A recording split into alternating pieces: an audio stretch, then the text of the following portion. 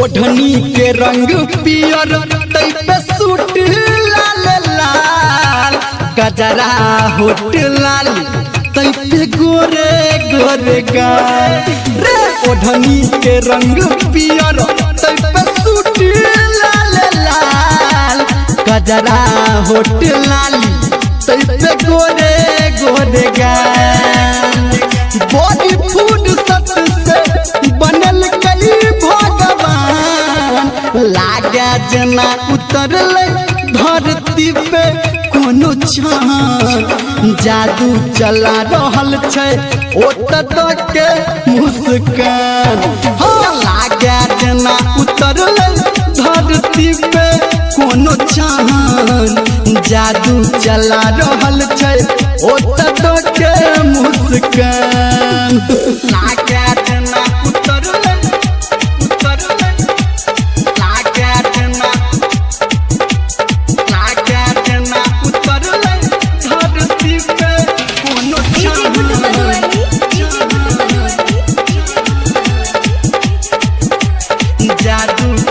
अभी आप सुन रहे हैं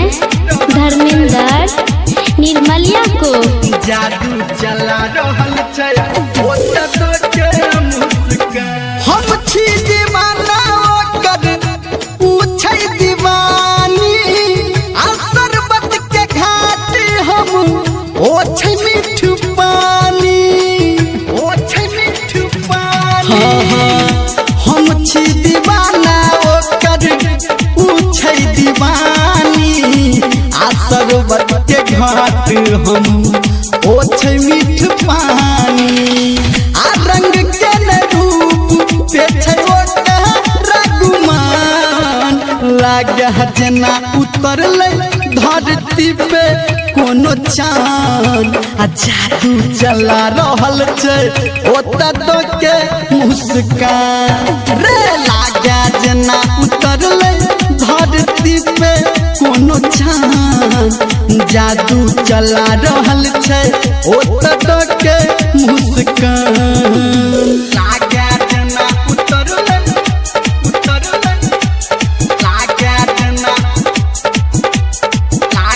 जना उतरल धरती पे कोनो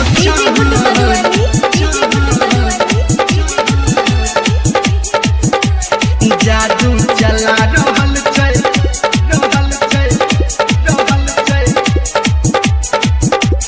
जादू चला रहल छै ओत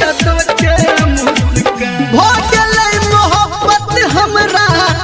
ओही हसीना से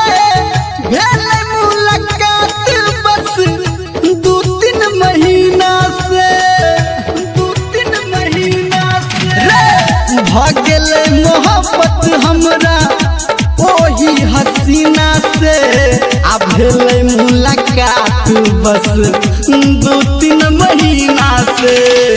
कहै धर्मेंद्र हम बनेबै ओकर जान